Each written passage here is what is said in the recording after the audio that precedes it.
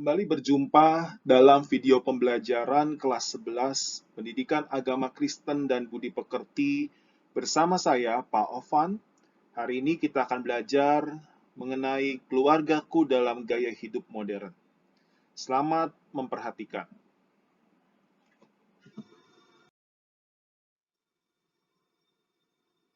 Pernahkah kamu memperhatikan lingkungan di tengah perubahan zaman, terutama yang berkaitan dengan modernisasi?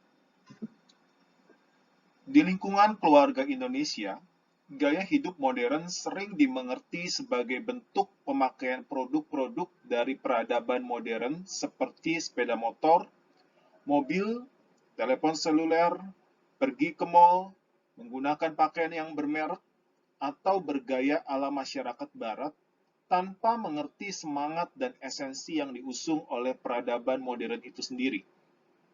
Sehingga seseorang, terutama anak muda, seringkali keliru dalam memaknai gaya hidup modern dan menjadikan mereka sebagai pribadi yang kebarat-baratan. Berdasarkan latar belakang tersebut, maka pembelajaran ini disusun dengan tujuan untuk mengenalkan kepada remaja tentang apa itu pengertian gaya hidup modern, bagaimana bentuk-bentuk kehidupan modern, serta bagaimana peran keluarga di tengah gaya hidup modern yang sedang menjangkiti masyarakat pada era ini.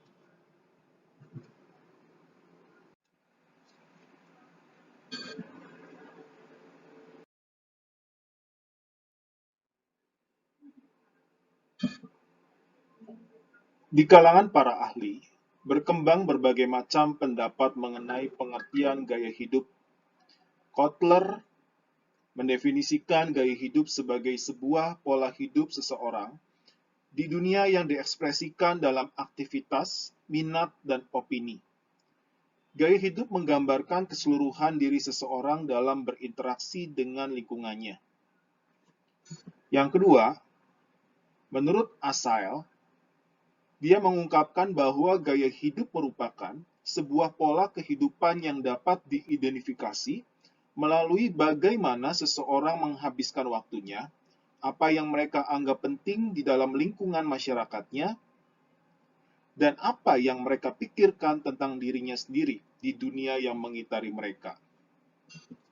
Yang ketiga, gaya hidup menurut Minor dan Mowen, mereka mengungkapkan bahwa gaya hidup menunjukkan bagaimana orang hidup, bagaimana membelanjakan uangnya, dan bagaimana mengalokasikan waktunya. Sedangkan menurut Suratno dan Rismiati, mereka mengatakan bahwa gaya hidup merupakan pola hidup seseorang dalam dunia kehidupan sehari-hari yang dinyatakan dalam kegiatan, minat, dan bakat yang bersangkutan.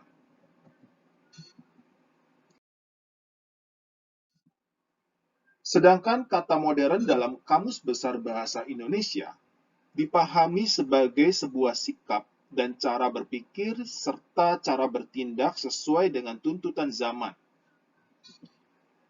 Dalam Merriam-Webster, kata modern merupakan berasal dari bahasa Latin, yaitu modernus, yang berarti saat ini atau sesuatu yang menunjukkan pada sifat kekinian.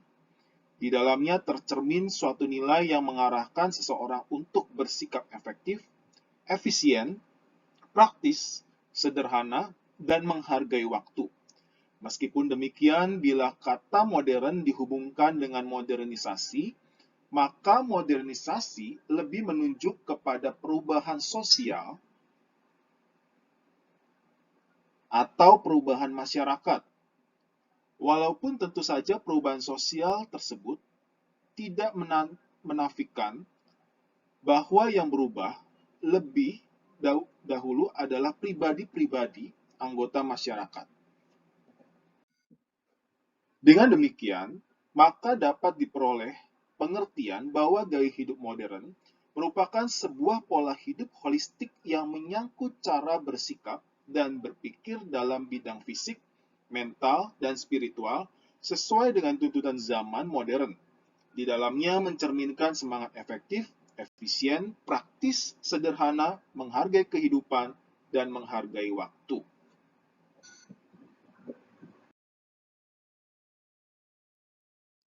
Abe Susanto mengatakan bahwa bentuk gaya hidup modern yang sedang menjangkiti keluarga di Indonesia di antaranya adalah pola pikir yang menganggap status sebagai sesuatu yang sangat penting.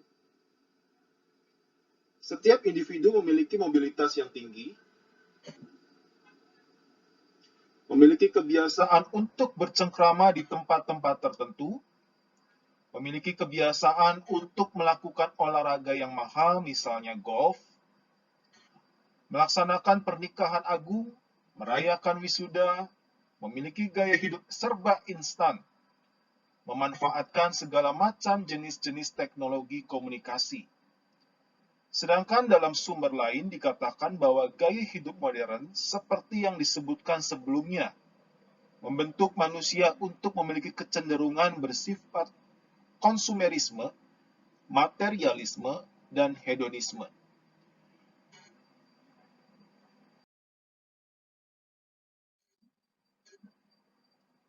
Konsumerisme adalah gaya hidup yang menganggap barang-barang mewah sebagai ukuran kebahagiaan dan kesenangan.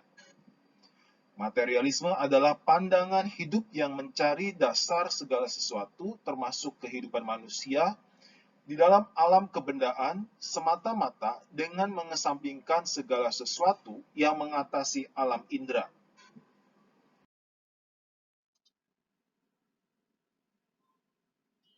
Sedangkan hedonisme merupakan kesenangan adalah tujuan hidup yang tertinggi. Terkadang mereka akan mampu melakukannya dengan berbagai macam cara agar tujuan bersenang-senang dapat tercapai. Misalnya dugem, narkoba, free sex, melanggar aturan, dan sebagainya. Semuanya hanya demi hidup yang semau gue, asal-asalan saja. Yang keempat, liberalisme, yang berarti menekankan kebebasan hidup yang seluas-luasnya, bahkan cenderung mengabaikan tatanan masyarakat, aturan-aturan, dan etika agama yang berlaku. Misalnya free sex, aborsi, narkoba, dan sebagainya.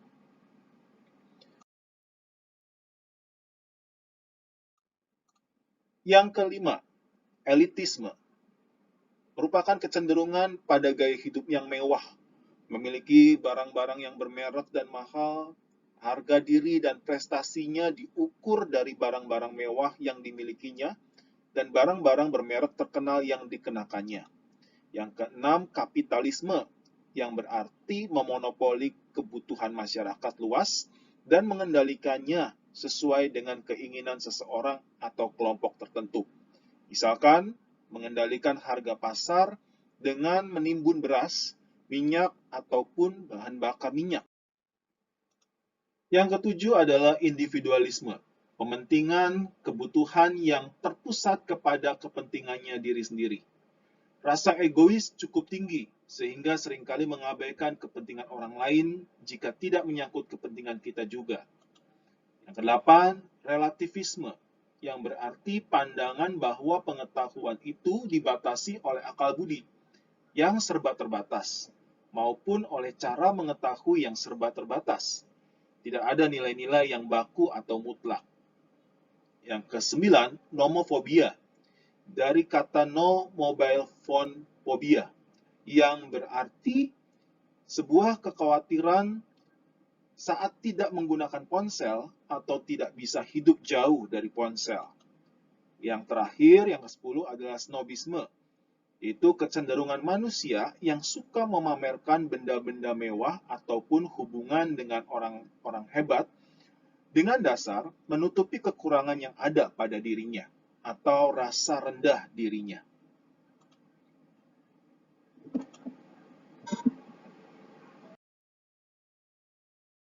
Peran keluarga di tengah gaya hidup modern.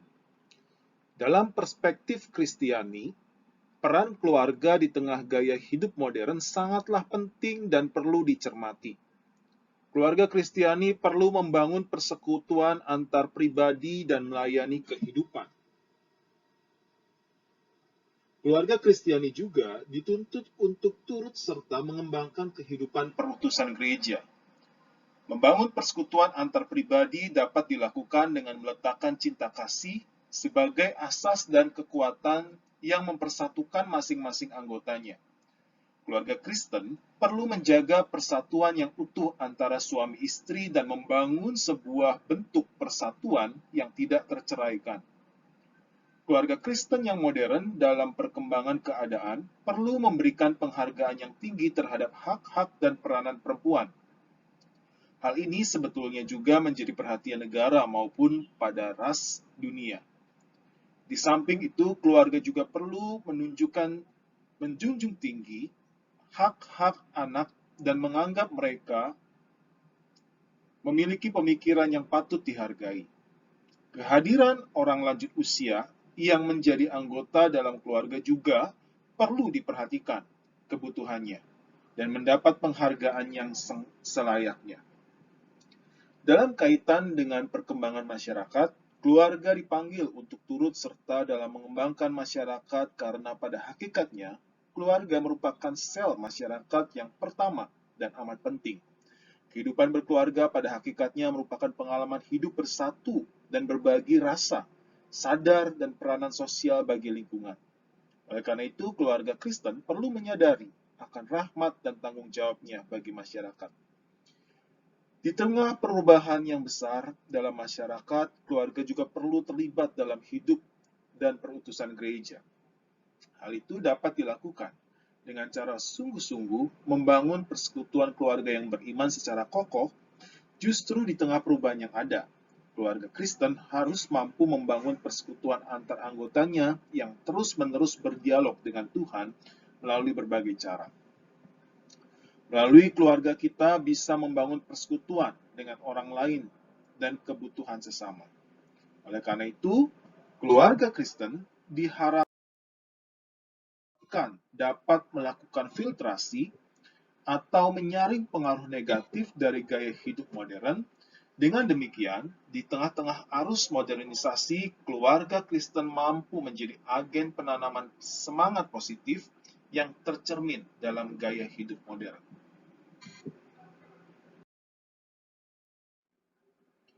Kejadian 35 ayat 22b sampai 29. Teks ini mengungkap tentang keluarga Yakub yang memiliki 13 orang anak Yakub, yakni yang bernama Yusuf. Yusuf pun tumbuh dengan sangat baik dan menjadi anak yang baik pula. Namun, oleh karena sikap dari Yakub yang sangat pilih kasih terhadap anak-anaknya, maka saudara-saudari Yusuf yang lain merasa iri hati.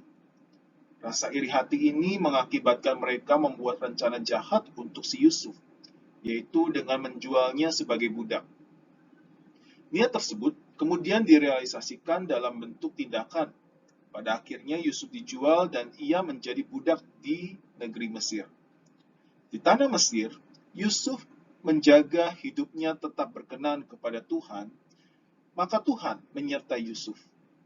Ia mengalami keberhasilan atas segala usaha yang dilakukannya di negeri asing, bahkan karena penyertaan Tuhan, Yusuf dapat menjadi seorang pemimpin di tanah Mesir.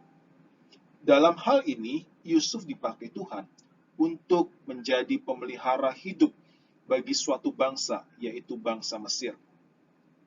Selain itu, ia juga menjadi pemelihara hidup bagi keluarganya.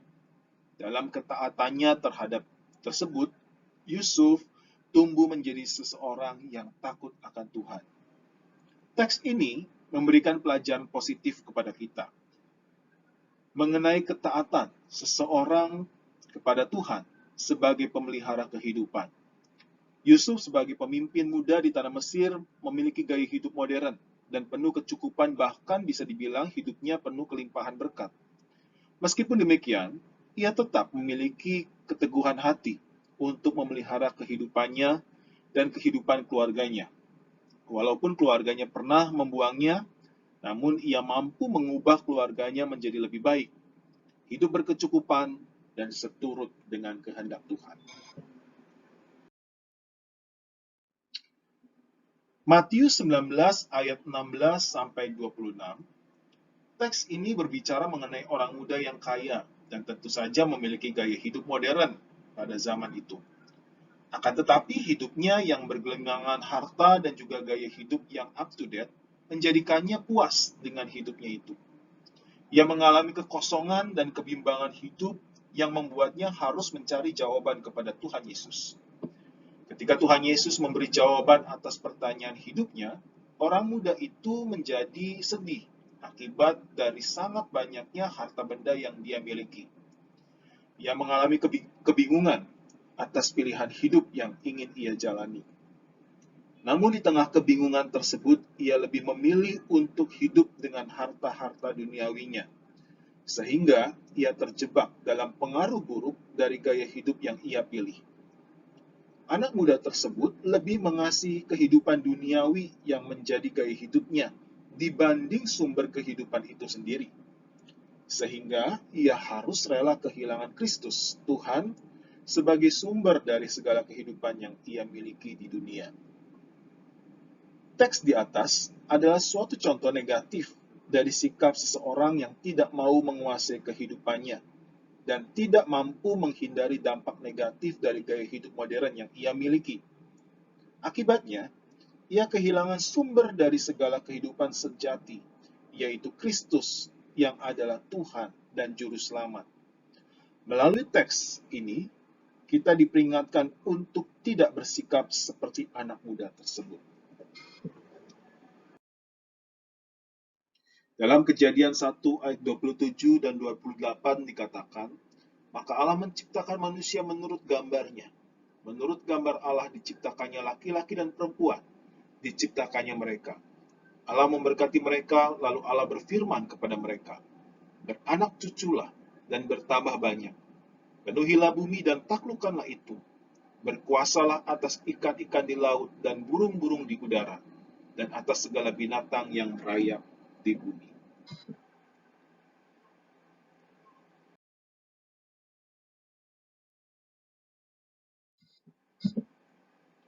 Modernisasi adalah hasil dari kemajuan ilmu pengetahuan dan teknologi yang terus-menerus berkembang dari hasil akal budi manusia. Dan hasilnya dirasakan dan dinikmati oleh semua lapisan masyarakat dari kota metropolitan sampai ke desa-desa terpencil. Dan kemajuan iptek ini menimbulkan dampak pada perubahan sosial atau perubahan masyarakat, sehingga menjadi sebuah gaya hidup modern. Gaya hidup modern sangat mempengaruhi nilai-nilai Kristiani yang sudah tertanam dan melekat dalam setiap anggota keluarga Kristen. Modernisasi terbagi dalam 3 hal inti, yaitu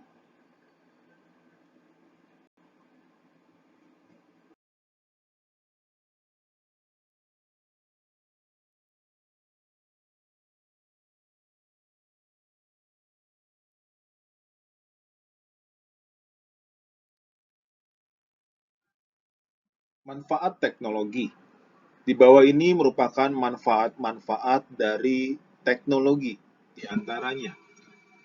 Yang pertama, pekerjaan dan aktivitas keseharian menjadi lebih efisien. Misalnya saja dengan adanya mesin cuci, rice cooker, motor, mobil, dan lain sebagainya. Yang kedua, memotivasi manusia untuk terus menciptakan perubahan dan perbaikan dalam menciptakan teknologi modern. Misalnya handphone, lalu dikembangkan lagi menjadi smartphone yang berbasiskan Android. Yang ketiga, manfaat teknologi adalah membuat manusia mengenal sejarah dengan lebih mendetail dan memprediksikan hal-hal yang kemungkinan besar akan terjadi di masa yang akan mendatang. Prediksi gerhana matahari, gerhana bulan, tsunami, bencana-bencana alam, dan lainnya. Hal ini bisa diprediksi oleh teknologi.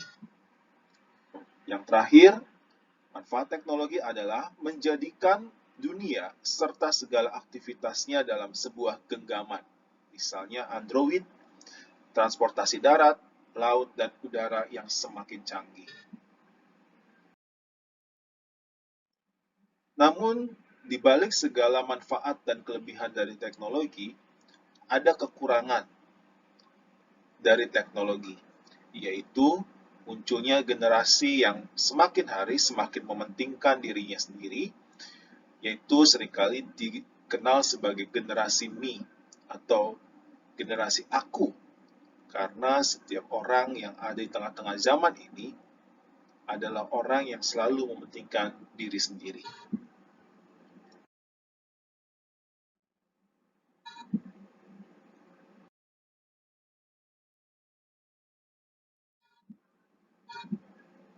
Apa itu globalisasi?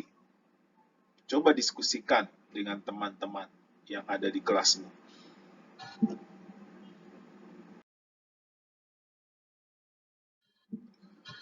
Globalisasi berasal dari kata globalization, berasal dari kata global, yaitu universal, dan ization yang berarti proses. Sehingga globalization atau globalisasi dapat diartikan sebagai proses penyebaran hal-hal baru baik berupa informasi, pemikiran, gaya hidup, maupun teknologi secara mendunia. Globalisasi artinya juga keterkaitan, keterhubungan, dan juga ketergantungan antar manusia dari berbagai penjuru dunia tanpa terbatas suku, bangsa, agama, ras, jenis kelamin, dan usia. Mereka terkait melalui perdagangan, investasi, perjalanan, budaya, dan lain sebagainya. Batas-batas antar negara, suku bangsa, bahasa, dan proses penyebaran informasi secara mendunia semakin dipersempit. Adapun dampak baik dari modernisasi adalah yang pertama, berkomunikasi dan mencari informasi semakin mudah didapatkan. Yang kedua, tidak ada batasan antar negara di seluruh belahan dunia. Yang ketiga, pembangunan masyarakat, terutama di Indonesia, akan mampu mengubah perekonomian. Yang keempat, perubahan tata nilai dan sikap masyarakat yang lebih banyak bersifat rasional atau semakin berpikir kritis dan logis. Mobilitas yang tinggi ditunjang perkembangan kemajuan alat transportasi yang semakin pesat.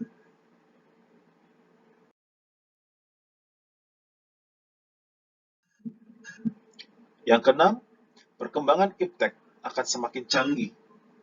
Yang ketujuh, dibukanya industri-industri baru yang lebih membantu manusia dalam mengatasi pengangguran dan meningkatkan taraf hidup. 8. Sikap kosmopolitan ataupun toleransi. 9. Perkembangan ekonomi sosial dan budaya dengan globalisasi ini akan membawa individu semakin semangat dalam meningkatkan potensi dirinya. 10. Pemenuhan kebutuhan yang semakin kompleks dan tidak terbatas, sedikit demi sedikit akan mulai terpenuhi secara berkala pada era globalisasi. Dampak-dampak buruk yang ditimbulkan dari globalisasi, di antaranya munculnya sikap individualisme atau pementingan kebutuhan untuk diri sendiri. Setiap orang semakin hari semakin egois. Inilah salah satu ciri dari sikap individualisme, mengutamakan diri sendiri. Yang kedua, munculnya perilaku-perilaku yang menyimpang dan kriminal, baik di dunia nyata maupun di dunia maya. Yang ketiga, berfoya-foya dan hura-hura. Yang keempat, menggeser budaya asli.